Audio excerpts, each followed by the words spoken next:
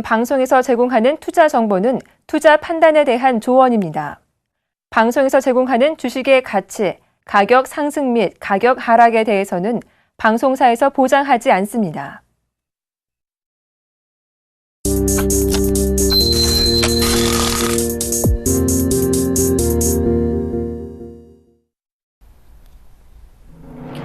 시청자 여러분 안녕하십니까. 출발 증시와이드 2부의 김동현입니다. 전일 코스피 지수는 FRB의 양적 완화 종료 영향으로 인해서 약세로 출발했죠. 외국인과 기관의 매도가 이어지면서 1940선까지 하락했습니다. 다행히도 오후 들어서는요, 외국인들이 매도 약세를 보이면서 약보합권에서 마무리됐습니다. 배당 확대 기대감에 삼성전자가 4% 넘는 상승을 보인 반면 관급기관 입찰 제한 소식에 건설주들은 동반 하락했습니다. 코스닥 지수 역시 기관과 외국인들의 양매도세로 인해서 하락 마감했습니다. 오늘 글로벌 증시 미국과 유럽 모두 좋은 흐름을 보여줬는데요. 한 주를 마감하는 금요일 우리 증시도 힘을 내주길 바라봅니다. 출발 증시와이드 2부 먼저 준비된 주요 코너들부터 함께 살펴보시죠.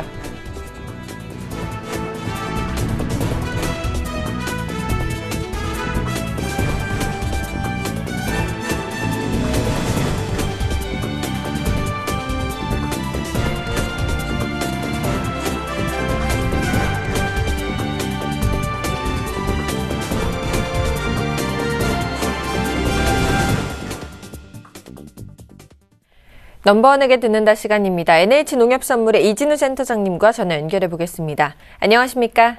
네, 안녕하세요. 네, 반갑습니다.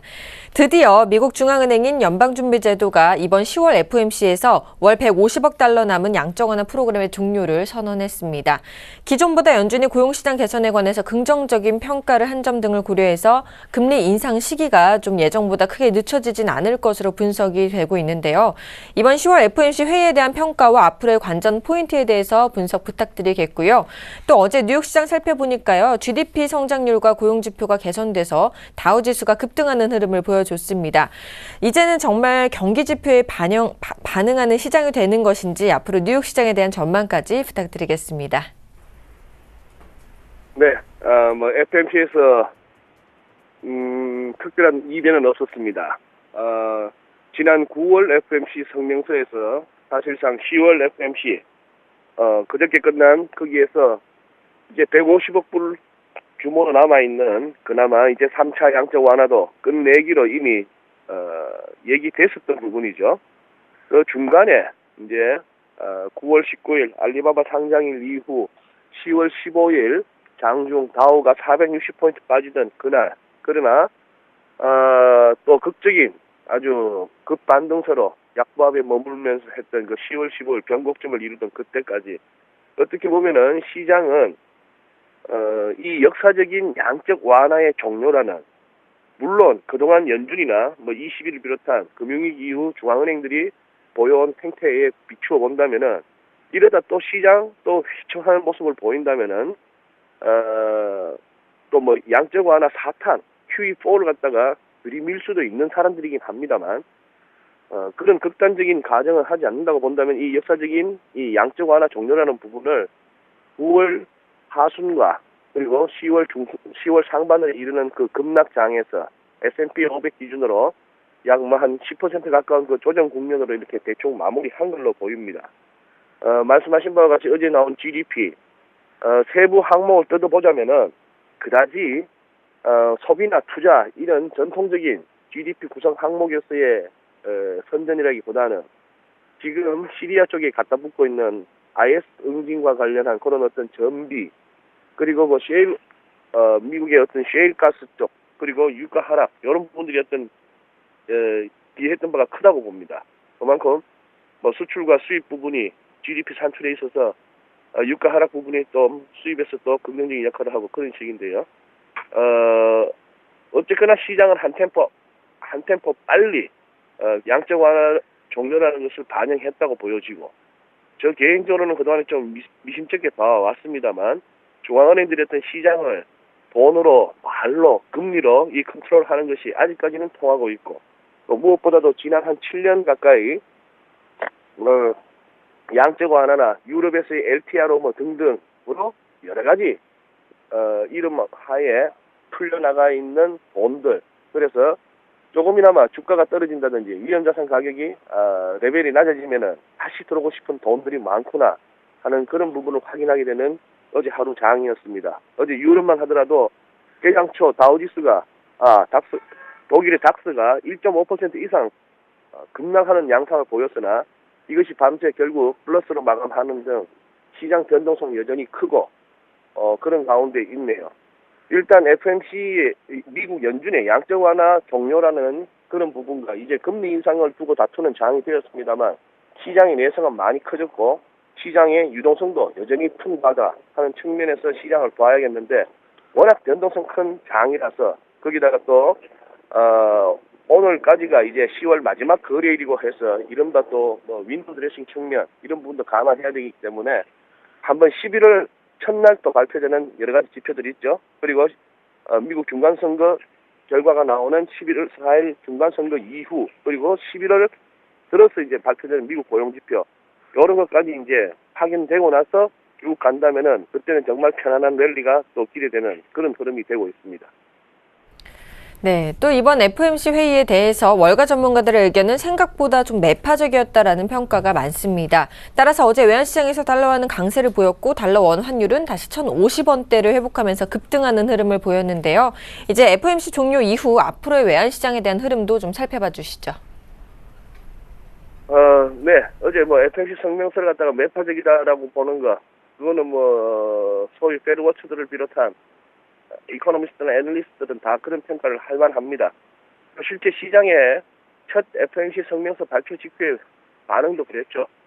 달러 강세, 그리고 주가는 좀 약한 모습, 그리고 미국의 특히 국채 수익률, 단기물의 급등 이런 양상으로 이제 나타나긴 나타났는데요.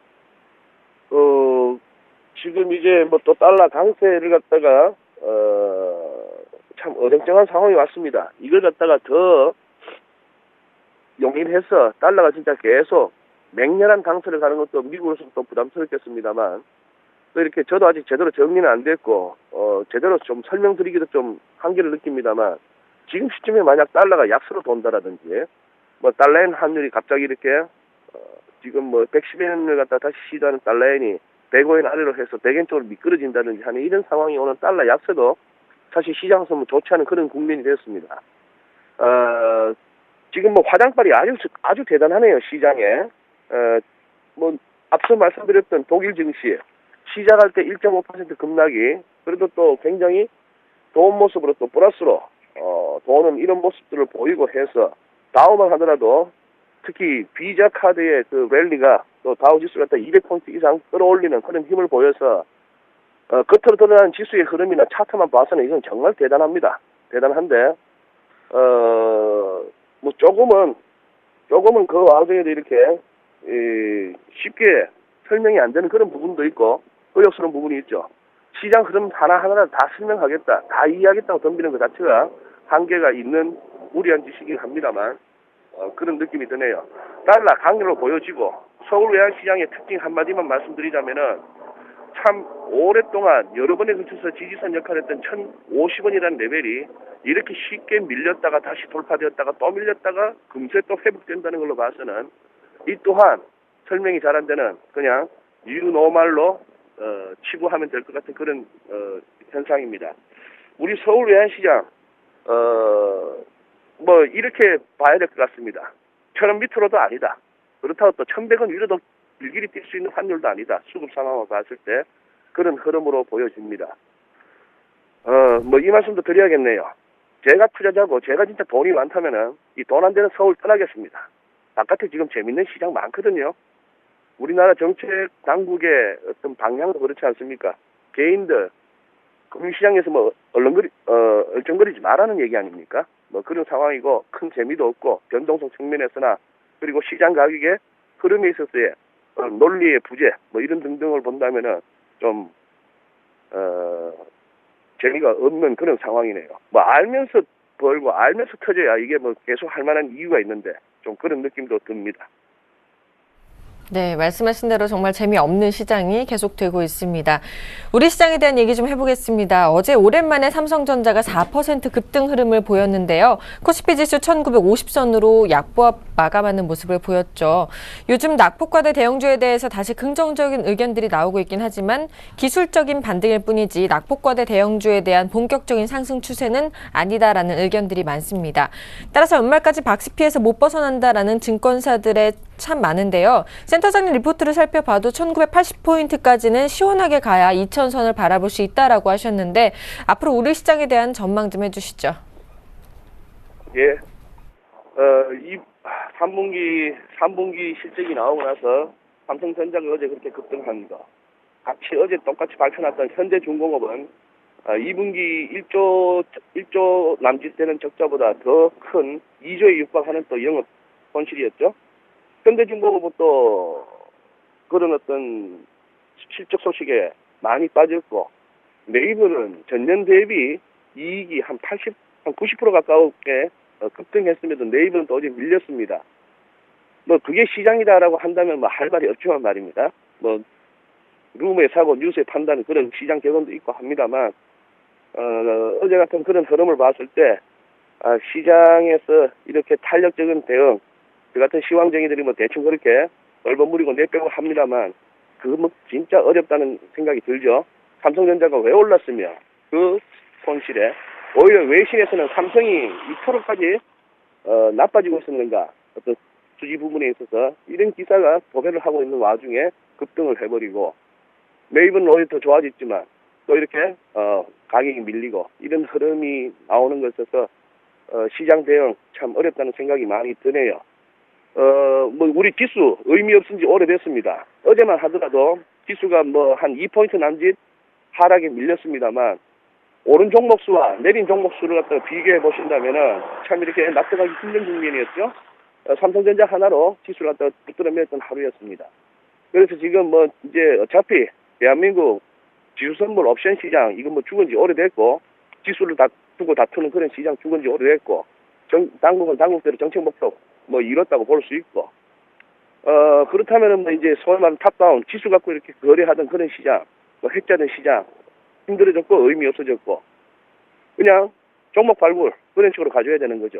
그래도 굳이 뭐 지수를 얘기하라, 뭐 마찬가지입니다. 1940 지켜졌었고 위로 1980 오늘 트라이 할 거고 또 2000으로 가고 하는 그런 흐름. 어쨌거나 그저께 굉장한 깡패 양봉이 나왔다 하는 부분에 있어서 시장에 좀 위로 가고 싶어하는 에너지는 뭐 이렇게 인정해줘야 될 것 같은 그런 상황이 됐습니다. 좀 어렵네요. 죄송합니다. 정말 재미없는 장세가 계속될 것 같습니다. 지금까지 NH농협선물의 이진우 센터장님과 함께했습니다. 말씀 감사합니다. 네, 고맙습니다.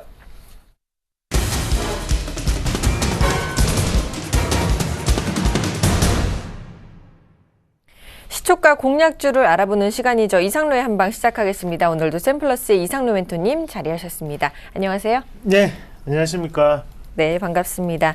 지난주 목요일 관심주였던 휴비스가 약보합권에 머물고 있어서 무승부가 되셨습니다. 따라서 전체 승률 36승 33무 18패가 되셨는데요. 휴비스 계속 관심 가져도 괜찮을까요? 네, 아쉽습니다. 아쉬운 부분이 물론 나타났습니다. 자, 이 휴비스 자체 그리고 섬유 의복 업종 자체가 상승 탄력이 조금 부족해졌던 이유 중에 한 개는 바로 9월 산업동량 지표 안에 보시면 섬유 의복 섹터에 대해서 판매량 자체가 마이너스 1%대로 낮아졌기 때문이죠. 자, 그 말은 즉슨 판매량이 조금 줄었기 때문에 소폭 하회하는 모습이 나타났었고, 거기에 주가 추이도 조금은 꺾이는 모습이었다라고 보는 게 맞는데요. 우리가 4분기를 조금 생각해 볼 필요가 있습니다. 3분기에 만약에 안 좋은 모습을 보였다면 4분기 같은 경우에는 확실한 성숙이거든요. 그러면 소비 시즌을 앞두고 지금 주가 자체가 이대로 그냥 내려간다? 그거는 힘들다는 거죠. 그러면 지금 관점에서는 자, 주가 자체가 다시 한번 내려갔다가 그게 이렇게 올라가는 그런 모습이 연출될 수 있습니다. 물론 밑에까지 내려가지 않습니다. 제가 과장되게 조금 그렸었고, 어제 실적 발표됐죠. 이 자리 자체 다시 한번 지지가 받을 확률이 상당히 높다, 그렇게 말씀을 드리겠고요. 자, 우리가 월봉 잠깐만 체크해 볼게요. 2012년부터 2014년까지 2년 만에 올라오는 그런 그 주가 추이입니다. 이런 주가 추이는 쉽게 빠지지 않아요. 쉽게 빠지지 않고, 그리고 쉽게 올라가지도 않습니다. 하지만 시청자님들이나 아니면 개인 투자자들이 팔면 올라갑니다. 팔면 올라가죠. 그만큼 물량 체크를 할 수 있는 구간입니다.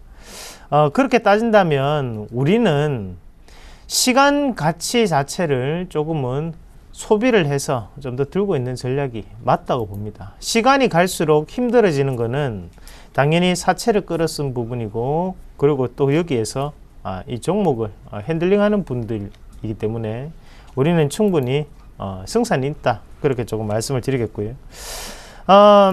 항상 주식시장이 그래요. 뭐 시간적인 부분까지 포함을 해서 보면 뭐 정말 정답은 있지만, 우리가 항상 제한된 시간, 뭐 하루면 하루, 아니면 일주일이면 일주일, 이런 시간 내에서 수익을 내야 되는 부분이 있기 때문에 당연히 확률은 떨어질 수밖에 없습니다.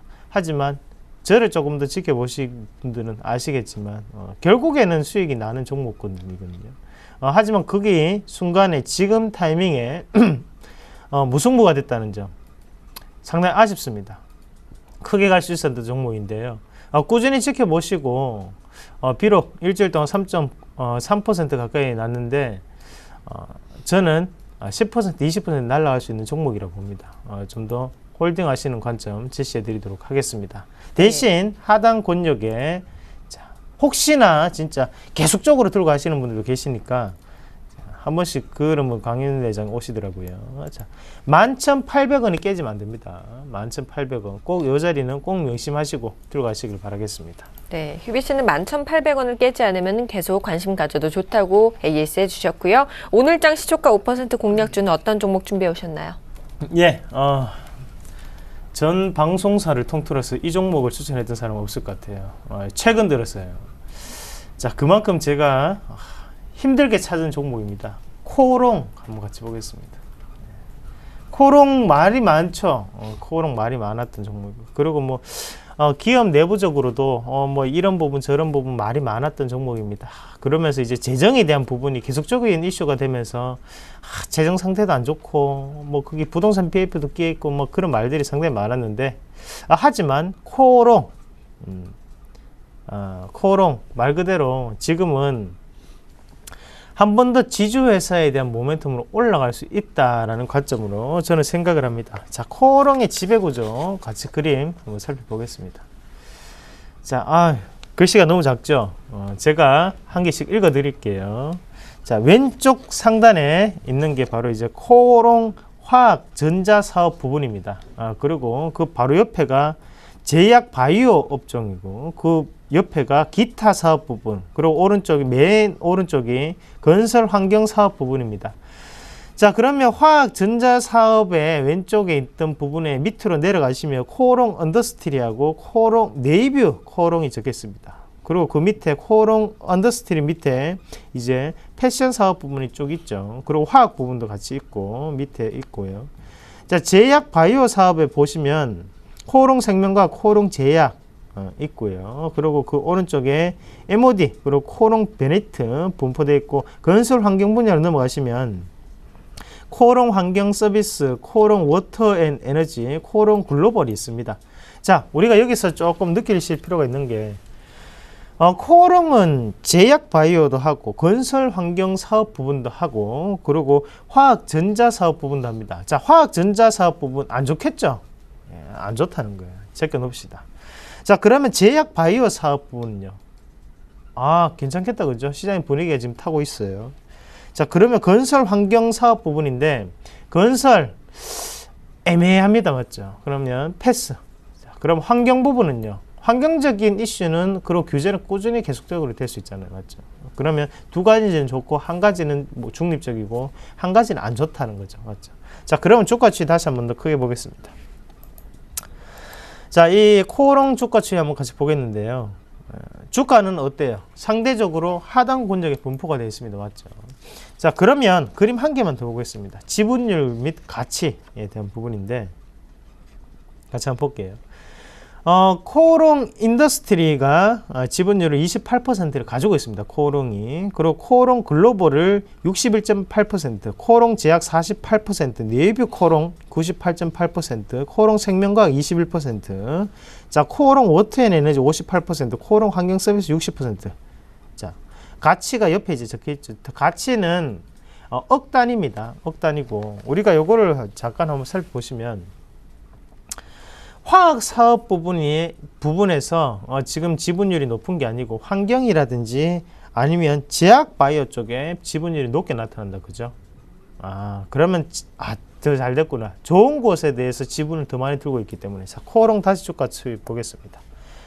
자, 기업에 대한 분석 여기서 마치고요. 요거 기업 주가 추이 한번 같이 보겠습니다. 주가 추이 한번 같이 보십니다. 왜 이 자리가 맥점이 되는지는 아시겠죠? 저를 꾸준히 보신 분들 아실 겁니다. 요 맥점이었고, 자, 그 가격대가 얼마였나요? 23,000원대죠. 23,000원대에 올봉상에서 반등이 강하게 나타나면서 올라왔죠. 그럼 다시 일봉. 자, 23,000원 그어놓고, 어때요? 아하. 지지를 받고 난 다음에, 이렇게 고개를 드는 모습이죠. 이런 모습 봤을 때 주가 추이는 크게 빠지기는 힘들다고 저는 판단합니다. 이번에 올리려고 작정을 하고 올라간다고 생각을 하고, 자, 매수가는요, 시초가죠. 매수가는 시초가. 자, 시초가 어떻게 움직이는지 같이 볼게요. 빠지면 더 낫습니다. 빠지면 더 좋아요. 자, 그리고 목표가는 플러스 5%, 그리고 손절가는 24,500원. 자, 코오롱 PBR 0.5배의 저평가 회사입니다. 청산 가치가 그만큼 낮다는 거예요. 꼭 관심 종목 가져다 놓으시고 어떻게 변하는지 한번 살펴보시길 바라겠습니다. 네, 오늘 시초가 5% 공략주로는요, 코오롱을 소개해 주셨습니다. 지금까지 샘플러스 이상로 멘토와 함께했습니다. 오늘도 감사합니다. 네, 고맙습니다.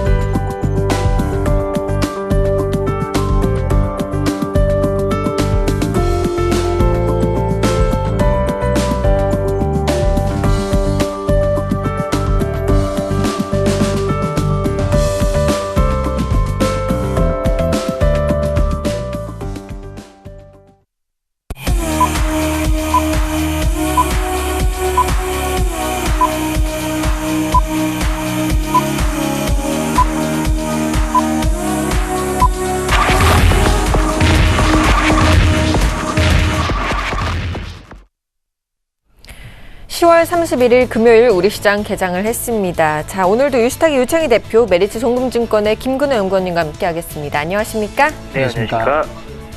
자, 먼저 개장 분위기부터 한번 살펴볼까요? 네, 시장 자체가 일단 상승 출발하고 있는 것 같아요. 어저께 조금 그저께 많이 올랐던 부분들이 어저께 좀 조정이 나왔고, 오늘 다시 좀 이제 반발 매수가 유입이 되고 있다 생각이 좀 하고 있고요.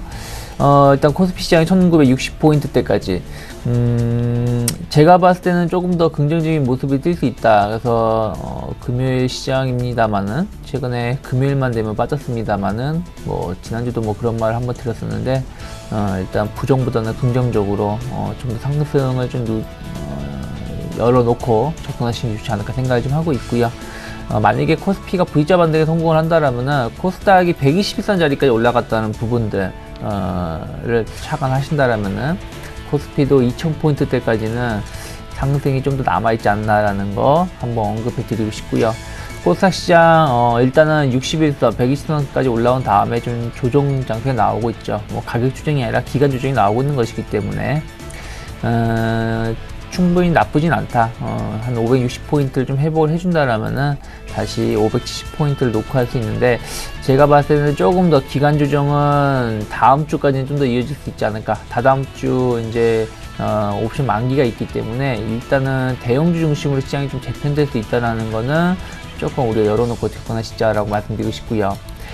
선물 차트를 보신다면 일단 베이시스가 상당히 좋지 못해요. 지금 뭐 0.6 정도 선에서 0.6도 안 되죠. 0.01, 0.1 정도에서 움직이고 있는데 어저께 베이시스가 좋지 못했다는 부분들, 아무래도 이제 몇몇 삼성그룹에 의해서 지수가 올라오다 보니까 선물이 그걸 받쳐주지 못했다라고 생각을 좀 하고 있는데요. 선물 베이시스가 조금 개선되는지 여부를 좀 오늘 보시자. 오늘 같은 날 좀 개선돼야지 지수 상승을 좀 더 이끌어갈 수 있기 때문에 그 정도 착안하시길 바라겠고요. 환율은 2.4원 정도가 내려가지고요. 전체적으로 1054원인가 해서 시작을 하고 있는 것 같습니다. 올라가지고요. 그래서 일단은 그 전체적으로 1050원대 초중반에서 행보세를 보여주고 있다는 부분들, 제가 말씀드렸던 것처럼 1050원대 초중반에서의 그 기간 조정이냐, 아니면 다시 올라가 가지고 1070원대에서의 움직임이냐, 그게 중요하다 말씀드렸는데, 일단 1050원 초중반에서의 그 움직임을 좀 시장에서는 바라보고 있다는 거를 좀 지켜봐야 되지 않을까 생각 좀 하고 있습니다. 알겠습니다. 오늘 우리 시장 코스피와 코스닥 모두 상승 출발하고 있습니다. 일본 증시 출발 상황 살펴보도록 하겠습니다. 일본 증시 역시 1.02% 상승한 15,817.14엔으로 출발하고 있습니다. 우리 증시 시총 상위 종목군들의 흐름 살펴보겠습니다. 빨간불이 많이 보이죠. 삼성전자 오늘 0.76% 상승하고 있고요. 현대차도 1% 넘는 상승세로 출발하고 있습니다. SK하이닉스도 0.53% 상승 출발하고 있고요. 한국전력도 1% 가까운 상승세로 출발하고 있습니다. 포스코만 유일하게 하락세를 보이고 있고요. 네이버 역시 오늘은 반등하는 모습입니다. 모두 빨간불이네요. 현대모비스 0.2% 상승 출발하고 있고요. 신한지주도 0.39%, 삼성생명도 0.45% 상승 출발하고 있습니다. 삼성전자 우선주 1.71% 상승하고 있고요. SK텔레콤과 기아차도 모두 상승 출발하고 있습니다. 코스닥 시가총액 상위 종목군들의 흐름입니다. 다음 오늘 0.86% 반등 나오고 있고요. 셀트리온도 0.48% 상승 출발하고 있습니다. 파라다이스 역시 흐름 괜찮고요. 동서도 1% 가깝게 상승 출발하고 있습니다. 컴투스 정말 20만 원에 육박한 모습이네요. CJ 오쇼핑은 오늘 악재가 있나 봅니다. 8.42%나 급락하는 모습입니다. 업종별 분위기 한번 살펴보겠습니다. 김근원 의원님. 네, 일단 코스피 쪽은 증권 업종이 제일 세게 나오고 있고요. 그다음에 이제 전기가스, 그 뒤로 이제 종이목재, 통신, 전기전자, 보험화, 건설인데, 전체적으로는 섹터로 좀 보면 결국에는 이 금융 업종이 좀 세구나, 이런 부분으로 좀 이해를 하시면 될 것 같습니다. 그래서 오늘은 뭐 전체적으로 금융 업종이 좀 세다라는 얘기를 좀 드리고 시작을 좀 하고요. 이제 중요한 거는 금융업종 내에서 과연 어떤 종목들이 좀 움직이느냐, 이 부분일 텐데, 일단 먼저 증권업종 내에서는 삼성증권, 뭐 KTB투자증권, 그리고 유안타, 과거 이제 동양증권이죠. 그리고 NH농협증권, 우리투자증권, 미래에셋증권, 동부증권, 그리고 현대증권, 유진투자증권, 키움, 하나투자증권, HMC투자증권, 대우증권, 우리투자증권, 이런 종목들이 좀 오늘 상위권에 포진이 되어 있다, 얘기를 좀 드리고요. 그 뒤로 이제 전기가스인데, 대성에너지가 2% 넘는 상승폭, 그리고 지역 난방공사, 서울가스, 예스코, 한국전력이 그 뒤를 이어가고 있습니다. 오늘 IT도 좀 전체적으로 일단 시작 분위기는 좋네요. 대원전선이 11% 넘는 상승폭, AMP, 성문전자, 사마콘덴서, 이런 종목도 오르고 있고요. 뭐 일진디스플레이라든지, 그리고 삼성전기, 삼성 SDI, 일진머티리얼, LG 디스플레이, 그리고 이수페타시스, 자화전자, 이런 종목들도 다 플러스로 좀 시작을 하고 있습니다. 낙폭이 컸던 LG 이노텍 같은 경우에도 오늘은 일단 강보합권에서 좀 시작을 했다라는 얘기 드리고요. 보험 섹터 쪽은 코리안리가 1% 넘는 상승폭, 그 뒤로 이제 LIG 손해보험, 흥국화재, 동부화재, 그리고 하나손해보험, 현대해상, 삼성생명, 동양생명, 삼성화재, 이런 종목들이 좀 플러스권을 보여주고 있습니다. 통신 쪽은 SK텔레콤, KT, LG U+, 이 세 종목이 플러스권으로 시작을 했고요. 그 뒤로 이제 종이목재인데 종이목재 같은 경우에는 KGP, 모나리자, 한솔, 아트원, 제지, 세아 그리고 수출 포장, 대형 포장, 페이퍼 코리아, 한솔, 홈데코, 한국제지, 아세아제지 이런 종목들이 좀 강보합권으로 시작을 했다라는 얘기를 좀 드리고요. 그 외의 업종들은 뭐 전체적으로 좀 약보합권에서 움직이는 모습을 좀 연출하고 있다라는 얘기 드리고 코스닥 한번 살펴보죠. 코스닥 쪽은 뭐 어제 좀 이 낙폭이 좀 있었는데 오늘은 일단 전체적으로 좀 반등이 대부분 좀 나오는 업종들이 많네요. 오늘도 좀 지수는 약보합권인데 통신 서비스가 제일 강합니다. 한국정보통신이 5% 넘는 상승폭 보여주고 있고요. SK브로드밴드와 인포바이, 한국전자금융이 강보합권으로 시작을 했습니다. 그 뒤로 이제 운송업종 그리고 섬유의복 이쪽인데 또 운송업종 쪽에서는 선후광, 유성 TNS, 3일, SGNG, SH홀딩스 모두 빨간불로 시작을 했고요. 섬유의복 같은 경우에도 원폭물산, STO, 우성 INC, 아제텍 WB, 코데지 컴바인, 금호 NT, 웰크론, 부산방직, 신라섬유, 지엔코 같은 종목들 플러스로 좀 시작을 하는 모습입니다. 그 뒤로 이제 디지털 콘텐츠인데 디지털 콘텐츠 같은 경우에는 여러 가지가 좀 섞여 있죠. 오늘은 플레이 위드 조이시티, 네오위즈 게임즈, 넥슨 GT, 이스트 소프트, 디지털 조선, 크레드 웹제 전체적으로는 게임주들이 분위기가 좀 좋다라는 얘기를 좀 드리고요. 그 뒤로 뭐 음원 서비스 업체들도 소리바다, KT뮤직 둘 다 빨간불로 시작을 했습니다. 그리고 그 다음이 이제 유통업종인데 유통업종 쪽에서는 금성테크, 서울옥션, 아가방 컴퍼니가 또 오늘 상승폭을 이어가고 있고요. CJ 프레시웨이, 그 다음에 리온 쿠첸, A모션, 삼천리 자전거, SDN 그리고 뭐 포비스티시라든지 다우데이터 같은 종목들이 오늘 강하게 좀 시작을 하고 있다는 말씀 드리겠습니다. 네, 이렇게 업종별 분위기 살펴봤고요. 수급 분위기 살펴보도록 하겠습니다. 다 하락 반전된 모습이죠. 외국인과 기관 동반 순 매도가 나오고 있네요. 네, 외국인들 좀 매도가 좀 나오고 있고요. 근데 외국인들 매도야 뭐 하루 이틀이 아니고요. 실질적으로 그저께 외국인들이 오래간만에 순매수가 들어왔었습니다만 그때 외국인이 프로그램 쪽으로만 하더라도 거의 4,000원 가까운 매수가 들어왔던 걸 감안한다면 실질적으로 매도가 나왔다라고 생각하셔야 된다 생각하고 있고요. 일단 오늘도 외국인 기관 모두 매도세가 나오고 있고요. 선물 중심으로 소폭의 매도가 나오고 있는데 아직은 뭐 이거 가지고 뭐 시장을 짓누르고 있다라고 말씀드리기 좀 힘들다 생각을 좀 하고 있고요. 일단은 제가 말씀드린 대로 외국인들의 매도세가 좀 완화가 되고 있다는 부분들에 조금 더 무게감을 두길 바라겠고요. 선물 쪽에서 일단은 지난 수요일에 강하게 매수가 유입이 됐기 때문에 오늘 같은 날에 좀 매수가 더 유입이 돼야지 좀 돌릴 수 있다라는 분위기가 형성될 수 있거든요. 그래서 선물 수급이 좀 어떻게 변화되는지, 그러면 선물 베이시스가 어떻게 변화되는지를 좀 보시길 바라겠고요. 업종별로 보신다면 전체적으로 매도가 나오는 가운데 전기전자 쪽으로서 유일하게 180억 정도 매수가 들어온다는 부분들, 아무래도 삼성전자 그룹에 대한 관심이 아닐까 생각을 좀 하고 있습니다. 네, 이렇게 시장 수급 분위기까지 살펴봤고요. 외환시장 흐름 살펴보도록 하겠습니다. 유진투자선물의 이주원 연구원과 전화 연결해 보겠습니다. 안녕하십니까? 네, 안녕하세요. 오늘은 또다시 환율이 하락 출발하고 있는 모습인데요. 현재 흐름과 전망 짚어주시죠. 네, 달러원 환율 어제 종가 대비 2원 40전 하락한 1,053원 10전에 출발했습니다. 오늘 환율은 1,050원 초중반대에서 거래가 이뤄질 전망인데요. FOMC 영향 및 미국의 3, 4분기 성장률이 시장 예상치보다 양호하게 나오면서 지난밤에 글로벌 달러화는 강세를 보였습니다. 그러나 여기 환율은 약보합세를 보였습니다. 아무래도 전 거래일의 환율의 급반등으로 인해서 여기에도 숨을 고르는 분위기였는데요. 달러원 1개월물이 1,056원에 최종 호가됐습니다. 최근 1개월물 스왑포인트 플러스 1원 25전을 고려하면 어제 현물한 종가였던 1,055원보다는 약 75전 정도 하락한 수준이었습니다. 달러엔 환율이 109엔대까지 상승하면서 외환 당국의 개입 경계감 역시 커진 상황입니다. 그러나 수급상 공급 우위이기 때문에 오늘 1,050원 중반대에서의 달러 매수 플레이는 조금 어려울 것으로 보여지고요. 또 하나 월말 수출업체의 내고 물량이 상단을 강하게 누르면서 환율은 1,053원을 중심으로 주 거래 범위를 형성할 것으로 예상이 되고 있습니다. 오늘 환율의 예상 범위는 1,051원에서 1,057원입니다. 네, 지금까지 유진투자선물의 이주원 연구원과 함께 외환시장 동향 살펴봤습니다. 오늘 말씀 감사합니다. 네, 감사합니다.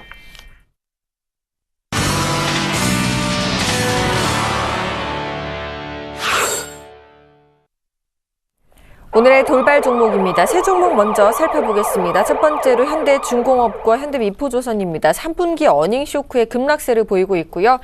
CJ 프레이웨이는 3분기 어닝 서프라이즈 소식에 신고가를 기록했습니다.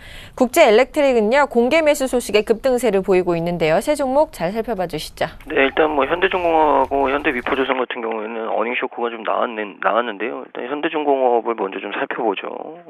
3분기 그러니까 매출이 12조 4천억, 영업손실 1조 9,340억, 당기순손실이 1조 4,600억, 30일날 발표가 나왔고요. 이게 중요한 게 이제 창사 이래 최대 분기 손실입니다. 그래서 일단 영업 손실이 이제 조선 쪽에서 좀 많이 났던 부분, 그리고 이제 플랜트 쪽이 공사 손실 충당금, 그러니까 이 사실 충당금이라는 것도 어떻게 보면 비용 처리가 되는 부분들이거든요. 그러니까 회계적으로 그래서 이 계정상 비용 쪽으로 잡히기 때문에 이 공사 손실 충당금 역시도 문제가 될 수 있습니다. 그래서 또 공정이 지원됨에 따라서 공정이 지원되면 뭐가 문제냐? 그러니까 추가적인 비용들이 많이 들어가게 되죠. 임금이라든지 여러 가지 부대 비용 이런 것들이 증가가 되기 때문에 적자폭이 더 커질 수 있다는 거죠. 그래서 이런 부분들이 주된 원인이었고요. 줄줄이 증권사들에서 목표가를 좀 하향하고 전체적으로 앞으로 사이클에 대해서도 굉장히 좀 어두운 전망들을 내놨습니다. 3분기 시장 기대치 일단 언더로 나왔고요. 그래서 영업 적자가 결국에는 시장이 기대했던 것보다 더 안 좋아졌다. 그래서 과연 이거를 빨리 회복할 수 있겠느냐. 그래서 최근에 굉장히 좀 이 주가가 많이 급락하는 모습을 좀 보여줬었고, 오늘까지 역시나 급락을 좀 했습니다. 근데 이제 조선 업체들, 일단은 뭐 제가 미포조선에 대한 실적을 얘기를 해드리고 조선 업종에 대해서 좀 더 추가적으로 말씀을 드리겠습니다. 현대 미포조선 같은 경우에도 영업손실이 6,060억, 8개 분기 연속 적자 기록을 했고요. 역시 미포조선도 충당금이 4,231억, 거기다가 플러스 또 다른 대손 충당금이 반영이 되면서 한 5,480억 정도의 대손 충당금이 반영이 됐고요. 공기 지연, 그리고 올 하반기 수주 선방의 수익성, 이런 부분들 때문에 불확실성이 굉장히 좀 높아졌다라는 얘기가 좀 나오고 있습니다. 그래서 이 두 회사 모두 오늘 실적적인 부분들 때문에 결국에 이런 문제들이 좀 생겼다라는 얘기를 좀 드리고요. 이제 조선 업황에 대해서 좀 말씀을 드리면, 왜 이런 상황들이 좀 벌어지느냐, 그 이유는 중국의 경쟁력이 굉장히 좀 올라왔죠. 그러니까 중국, 사실 조선 업종은 이 대표적으로 대한민국이 선두주자로 자리매김을 했던 업종입니다.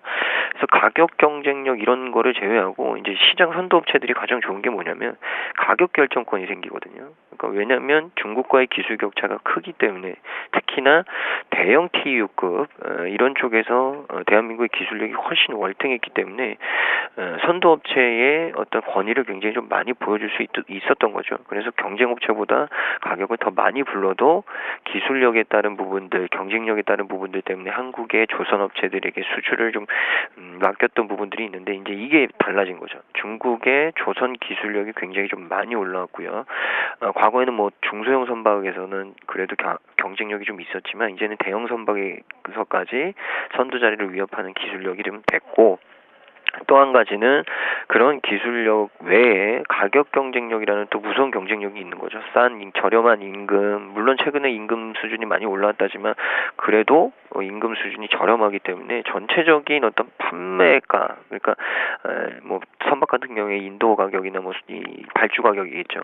이런 가격들에 있어서 훨씬 더 경쟁력이 생겼다는 거죠. 그래서 이런 부분들이 걸려 있기 때문에 조선 업종 전체적으로 좀 이 암울하게 보는, 그러니까 좋지 않게 보는 이유인 것 같고, 플랜트 역시도 사실 플랜트를 많이 발주하기 위해선 이 원료들의 사용이 많이 좋아져야 되거든요.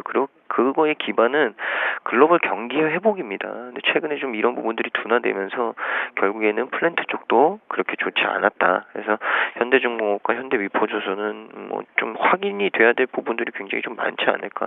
밸류에이션적인 매력만 가지고 접근하기에는 아직 넘어야 될 산들이 좀 많다라는 얘기를 먼저 드리고요. CJ 프레시웨이는 뭐 반대죠. 실적이 뭐 굉장히 좋은 실적이 나왔죠. 3분기 매출액이 4,534억, 영업이익은 96억. 영업이익이 시장 컨센서스가 한 70억 정도 됐거든요. 그러니까 시장 컨센서스를 깼고요.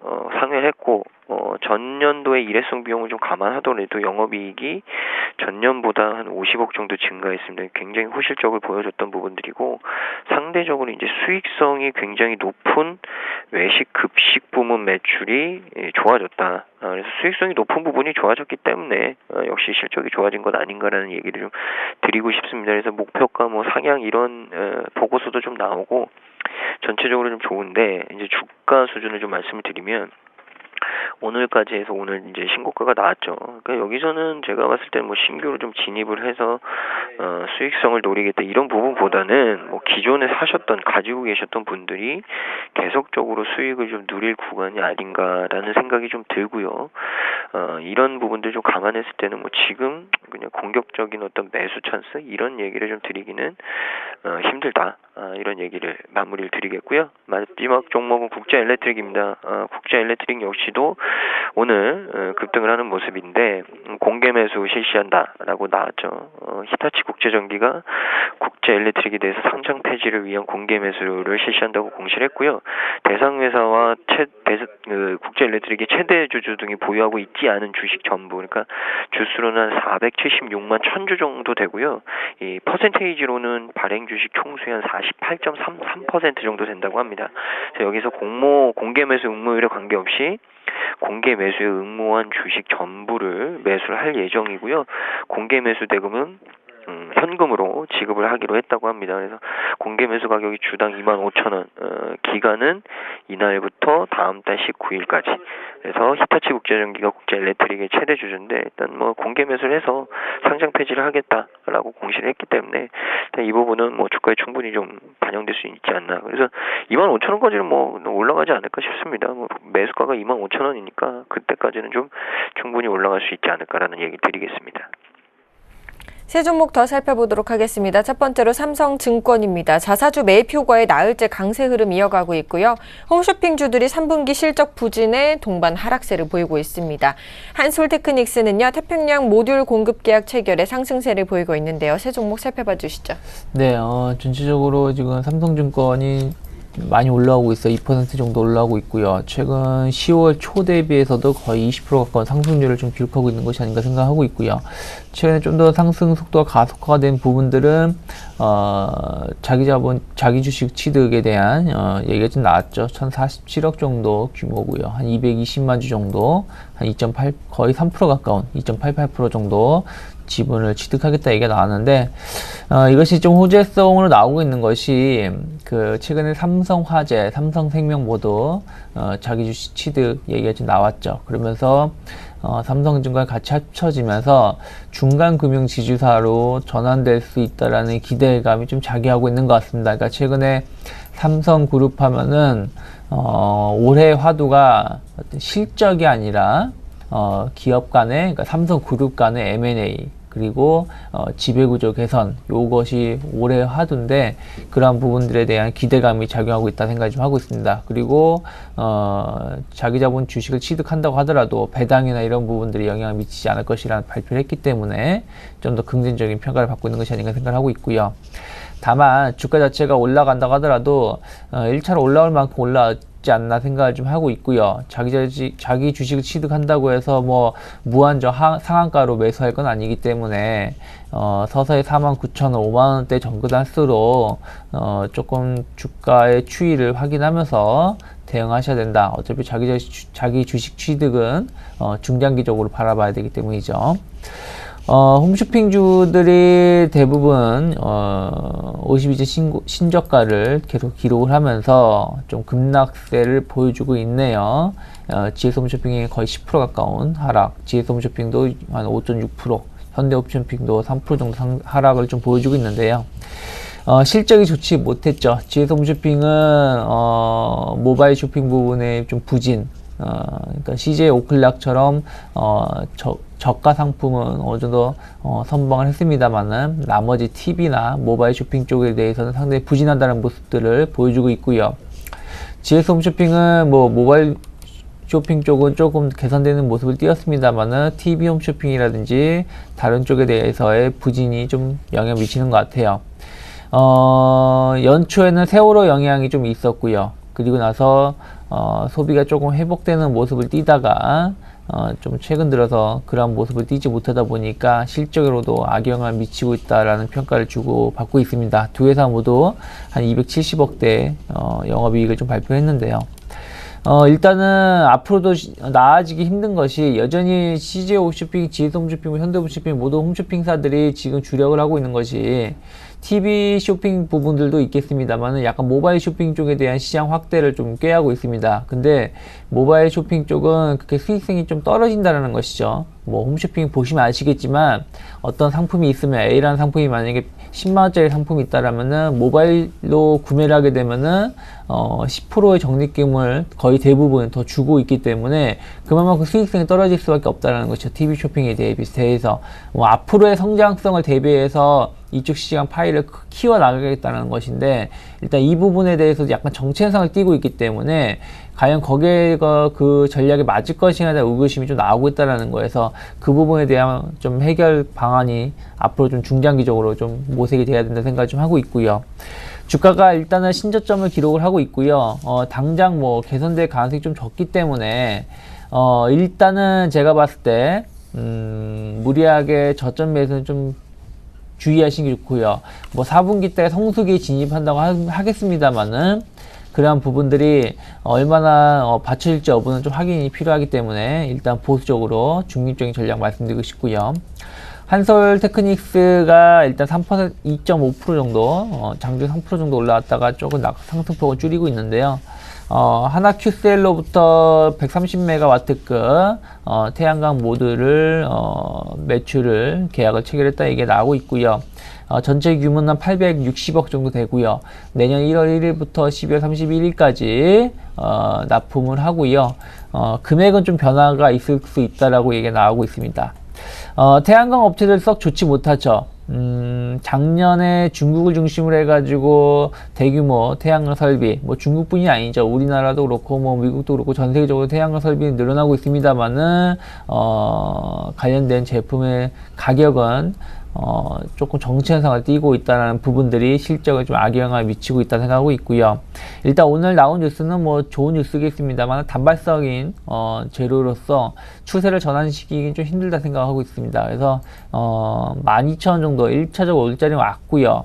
시장이 조금 더 좋아진다라면은 한 13,000원 정도까지는 올라오고 수 있겠습니다만은 그 점은 약간 불확실성이 좀 상존해 있다라는 거 말씀드리고 싶습니다.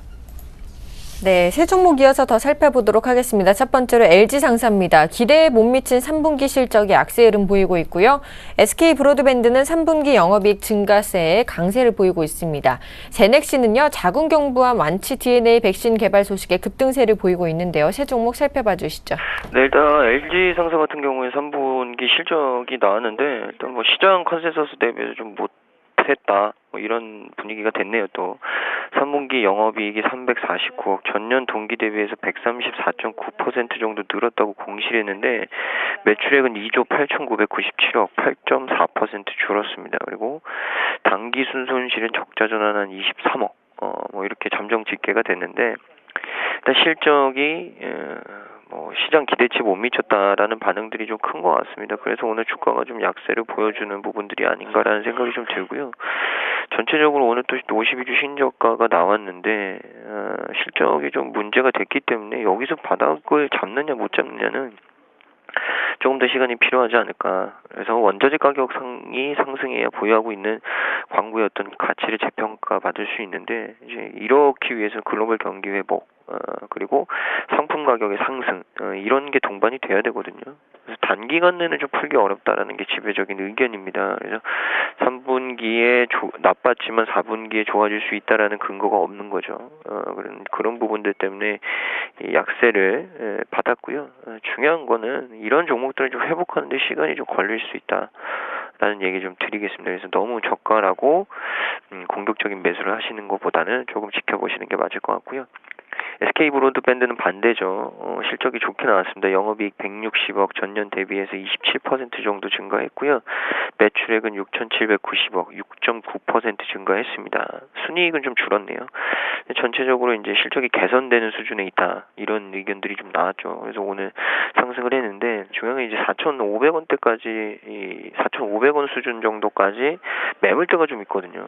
그래서 오늘 실적은 좀 나왔지만 역시 공방이 좀 치열해지고 있다. 그리고 또 뉴스가 나왔기 때문에 뭐 소문에 사서 뉴스에 팔자라는 기본적인 기본적인 격언이 있듯이, 오늘 뭐 실적 발표를 통해서 좀 차익 실현도 나오는 부분들이 아닐까라는 얘기를 좀 드립니다.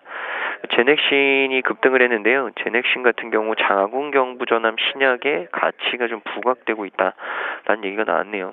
이 미래창조과학부가 전날에 성형철 포스텍 생명과학과 교수 연구팀이 자궁경부 전암을 야기하는 인유두종 바이러스, 영어 약자로 HPV라고 하는데, 이 인유두종 바이러스를 제거할 수 있는 DNA 백신인 GX1882를 개발했다고 발표를 했습니다.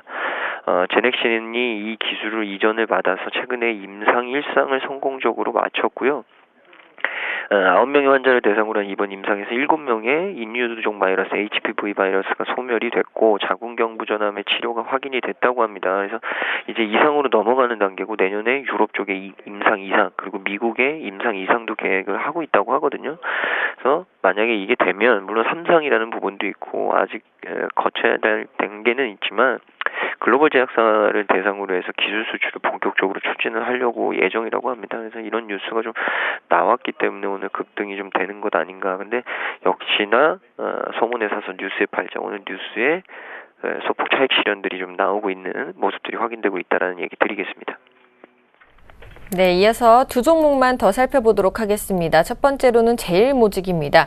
구주 매출 3인방 중에서 KCC만 유일하게 하락하고 있다는 소식이고요. 대여는 중국 사업 진출 기대감에 강세 흐름 보이고 있습니다. 두 종목 살펴봐 주시죠. 네, 일단은 그 제일모직, 그러니까 에버랜드죠. 에버랜드가 제일모직에 이제 같이 상장을 좀 앞두고 있는데요.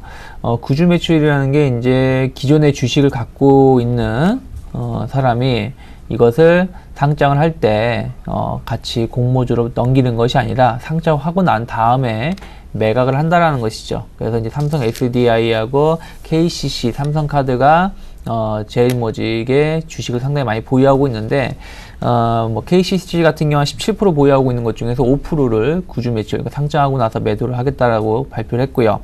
삼성 SDI도 8% 정도 보유하고 있는데 4%를 상장하고 나서 매도를 하겠다. 전체적인 규모로는 한 15% 정도, 그러니까 제일모직, 상장될 제일모직 회사의 15% 정도가 구주 매출로 잡혔다고 합니다.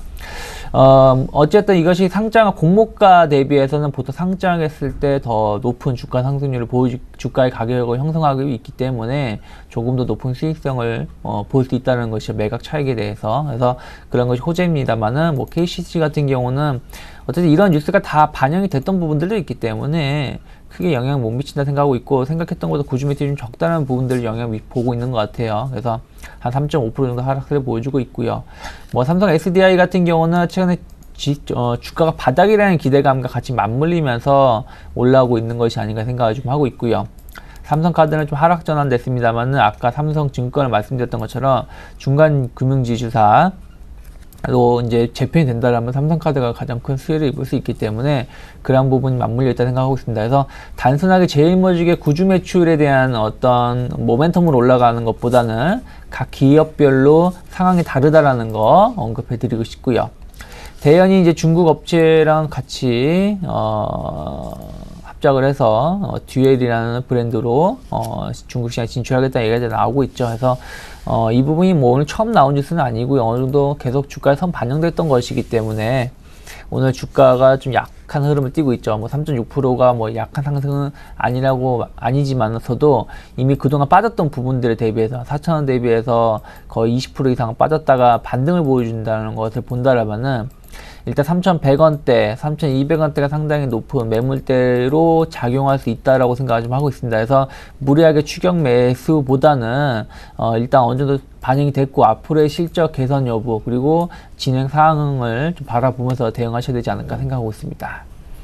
네, 지금까지 유시탁의 유창희 대표, 메리츠 종금증권 강남금융센터의 김근호 연구원과 함께 오늘장 특징주들 분석해봤습니다. 오늘도 좋은 분석 감사합니다. 네, 감사합니다. 고맙습니다.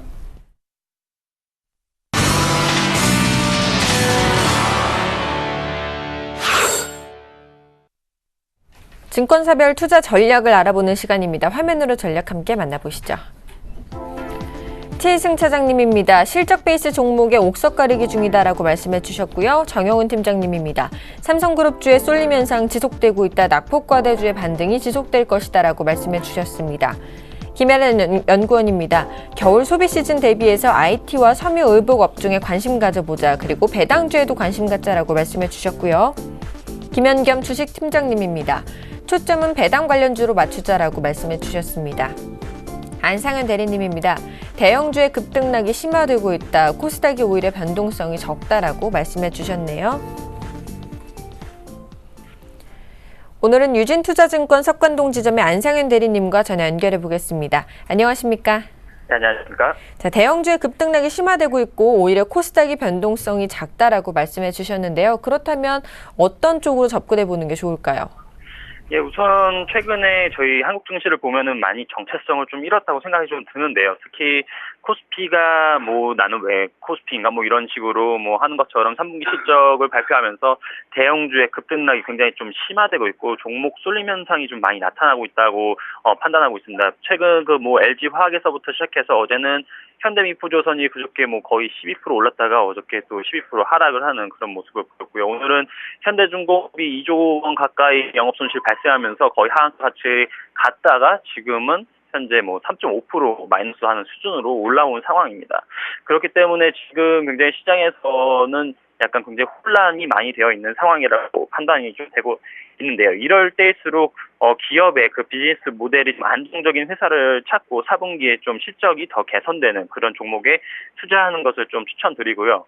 시장은 제가 봤을 때는 그렇게 크게 걱정하실 필요는 없다고 생각이 좀 드는 게 삼성전자도 3분기 실적에 대한 우려가 굉장히 악화되면서 굉장히 큰 폭의 하락을 보였지만 오히려 3분기 실적이 나온 이후에는 반등을 보이는 모습이기 때문에 지금 LG 화학이라든지 LG 하우시스 그다음에 현대 미포조선 중공업 등도 다 지금 어느 정도 반영이 되었다. 그렇게 생각을 했을 때에는 앞으로 4분기 하반기로 갈수록 좀 정체성을 다시 한국 증시가 찾아갈 것이라고 좀 판단을 하고 있습니다.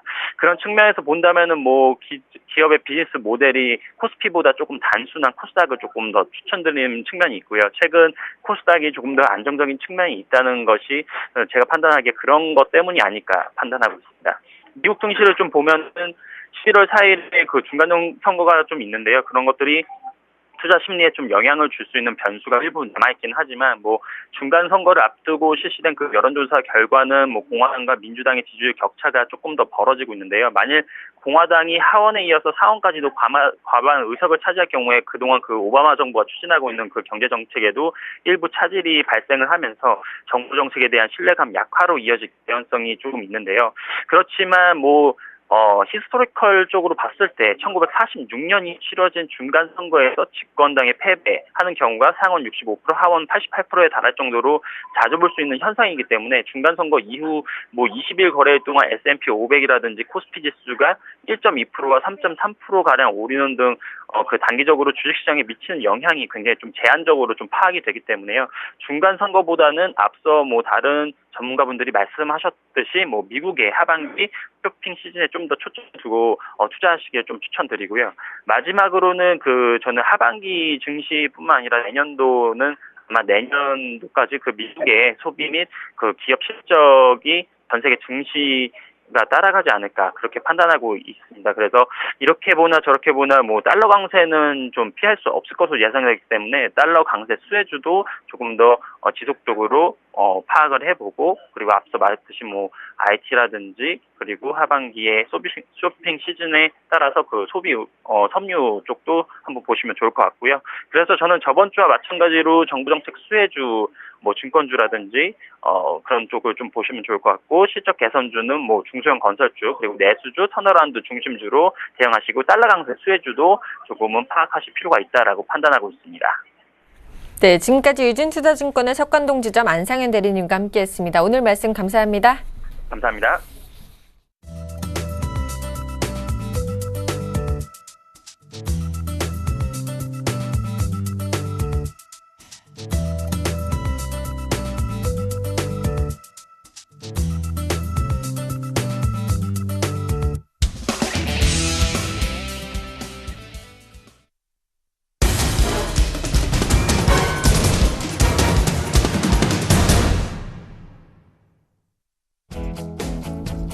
안녕하십니까. 오전장 저가 매수로 5호장 역전을 붙이는 역전의 맹수 예병군 멘토입니다.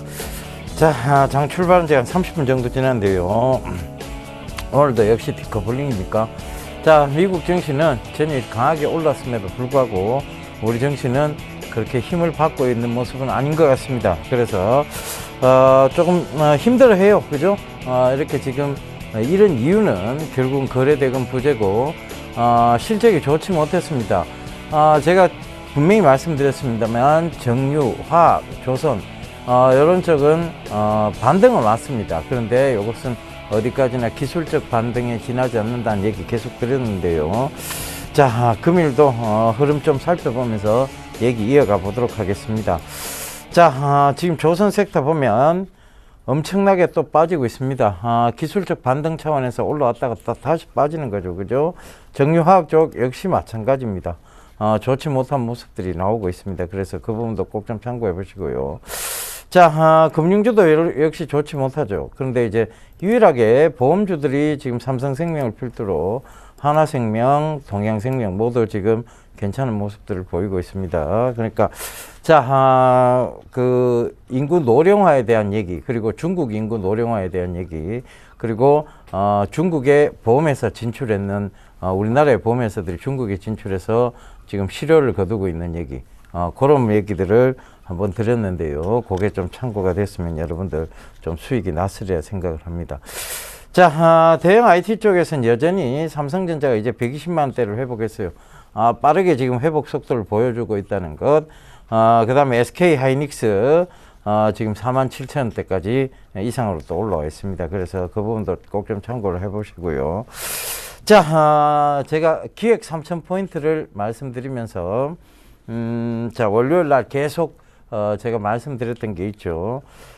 본격적 어닝 시즌이다. 이때는 불확실성이 해소가 될 수 있는데 불확실성이 해소가 되면서도 어닝 쇼크가 나와버리면, 예를 들면 선반영이 안 되어 있는 상황에서 어닝 쇼크가 딱 나와버리면 그것은 더 크게 빠질 수도 있다라고 얘기를 드렸습니다. 그런데 지금 어닝 시즌이 이미 이 실적에 대한 우려감 때문에 많이 빠졌죠. 그러면서 불확실성이 해소가 될 것이라고 월요일 날 말씀을 드렸고, 지금 전체적으로 보면 코스피가 월요일부터 지금까지는 굉장히 크게 좀 상승을 했습니다. 그 부분도 참고를 해보세요. 그리고 금주 이벤트에 보면 FOMC 양적 완화 조기 종료에 대한 연장 여부가 있다라고 말씀드렸는데, 냉정하게 딱 양적 완화 종료했어요. 그죠? 그렇지만 시장의 영향은 역시 제한적이었고, 그리고 매파의 글로벌 공조 인식이 자리매김을 할 것이다라는 얘기도 드렸었는데, 매파의 그 강한 성향들이 쑥 들어갔죠. 그래서 지금 전체적으로 보면 유럽을 도와야 된다는 이런 얘기들을 지금 많이 하고 있습니다. 그리고 국내의 경기 부양에 대한 기대감, 정책 기대감은 나올 것이다. 그래서 그 의심이 지속되고 있는 구간이지만 결국은 그 기대감이 이제 11월 달로 넘어가면서 바뀔 것이라는 얘기 드렸죠. 그 다음에 간다 확 간다에서는 다시 보자 전차에 대해서 말씀을 드렸습니다. 진입장벽과 기술력 승부에서 아직은 전차만 우위에 있어요. 근데 완성품 쪽이 아니고, 완성품 쪽은 굉장히 침해를 많이 당했고요. 부품 관련주들은 아직 괜찮다라고 말씀을 드렸죠. 그래서 그 부분 좀 참고해 보시면 되겠는데, 제가 화요일 날 말씀드렸던 게 SK 하이닉스를 필두로 해서 이노칩, 그 다음에 심텍, 오늘 심텍이 한 4% 가까이 오르고 있네요. 그죠? 심텍, 그 다음에 화신테크를 말씀드렸습니다. 심테까지는 전자 쪽이고 화신하고 화신테크는 자동차 쪽의 부품주라고 보시면 될 것 같습니다. 자, 요거 좀 참고해 보셨으면 좋겠고요. 완성품보다는 중국향 부품주 위주의 접근이 유효하다는 얘기도 드렸습니다. 그죠? 그 다음날 이제 간다 훅 간다를 말씀을 드렸는데, 이제 테마 관련주예요. 그 테마 관련주를 좀 말씀을 많이 드렸는데, 자, 그 테마 관련주가 오늘 희한하게도 또 오르고 있네요. 그죠? 오르고 있는데, 그 부분 참고를 해보면, 보성 파워텍은 지금 계속 연일 점상입니다. 계속 올라가요. 뭐 이거는 사지도 못하겠지만, 이런 거는 절대 따라 붙으면 안 된다는 얘기 드리고요. 그 다음에 정상적인 이 흐름으로 장이 바뀌면요, 이 테마주는 급락이 나옵니다. 그래서 디지털조선 한번 보면, 디지털조선 오늘은 좀 한 2% 오르고 있습니다만, 뼈쪽선을 그리면서 지금 떨어지고 있다는 거 좀 참고해 보시죠. 진흥생명과학이 오늘 좀 오르고 있습니다만, 결과적으로는 굉장히 뼈쪽선 그리면서 계속 이번 주 내내 떨어지고 있었다는 것도 참고를 해 보셨다면, 자, 이런 종목은 여러분, 눌림목에서 단기를 하기 위해서 들어가는 거 아니에요. 그 들어가다가 자칫 잘못하면 뼈쪽선 상태에서 여기도 한번 보세요. 여기 딱 지지받는 것처럼 보였거든요. 1900원대. 그러나 그걸 쉽게 무너뜨리고 내려옵니다. 그죠? 이번 주에 월요일 날 이 얘기 들으셨으면 1900원대 절대 진입을 안 하셨을 거예요. 그죠? 그래서 그 부분도 좀 참고를 해 보시고. 자, 그 다음에,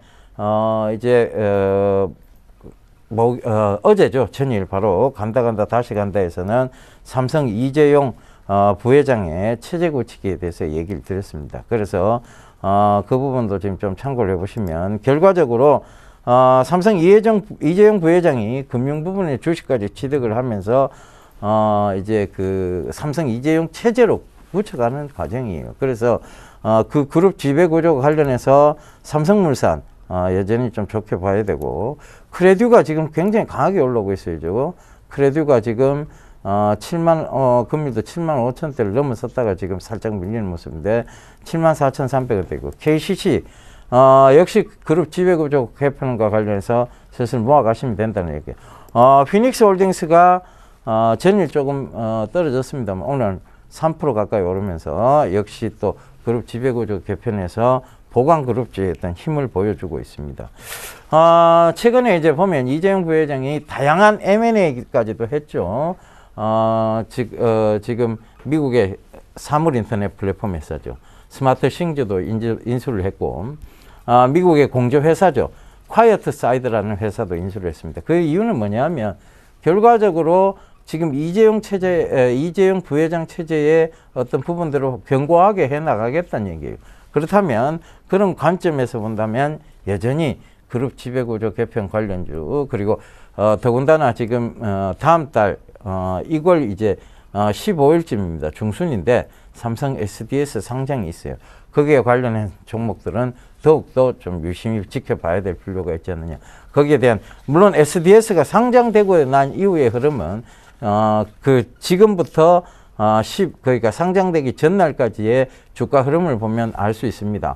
그 주가 흐름에서 지금 많이 올라간다면 삼성 SDS 상장과 더불어서 실망 매물이 좀 쏟아져 나올 수 있다는 것도 분명히 좀 참고를 하시고요. 자, 전차 쪽에 보면 여전히 좋습니다. 전차 쪽 미래차 지금 전일 코디에서 굉장히 좀 강하게 올랐다가 윗골이 크게 달았는데, 그래도 결국은 아래 때 자꾸 저점을 높여가면서 고점을 만들고 있다는 것도 참고를 해보시고요.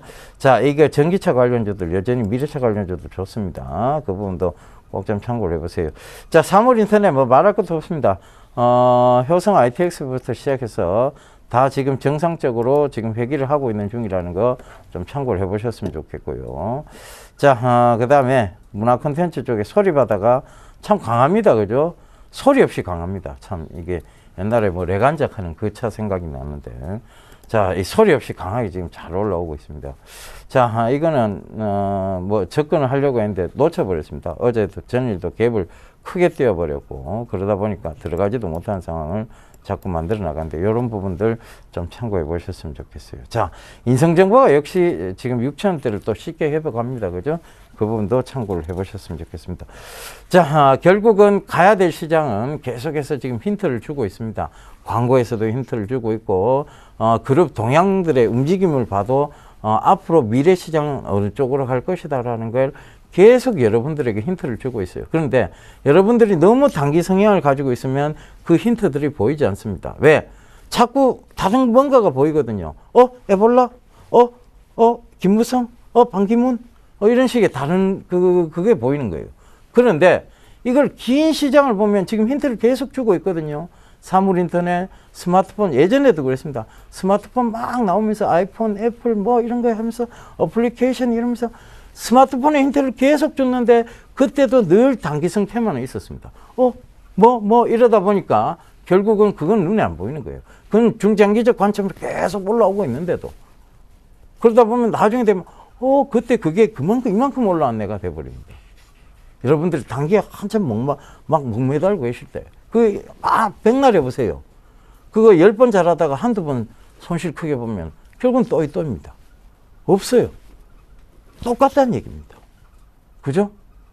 그런데도 불구하고 거기에 자꾸 매달려 계시는 거예요. 긴 시장을 안 보시고 긴 시장을 반드시 보십시오. 결국은 지나놓고 보면 시장은 계속 힌트를 준 것에서 큰 상승들이 옵니다. 그런데 그걸 자꾸 너무 단기적으로 찾다 보면 그런 것들이 눈에 보이질 않습니다. 꼭 좀 참고하셨으면 좋겠고요. 자, 오늘 10월의 마지막 날입니다. 그죠? 배우자분에게 꼭 로맨틱하게 이영의 잊혀진 계절을 꼭 불러주십시오. 지금도 기억하고 있어요. 그거 아시죠? 그죠? 그 꼭 좀 불러주시면서 오늘 저녁에 즐거운 시간 가지시길 당부드리면서 저는 이만 물러가고 다음 주 월요일 날 인사드리도록 하겠습니다. 감사합니다. 예병군이었습니다.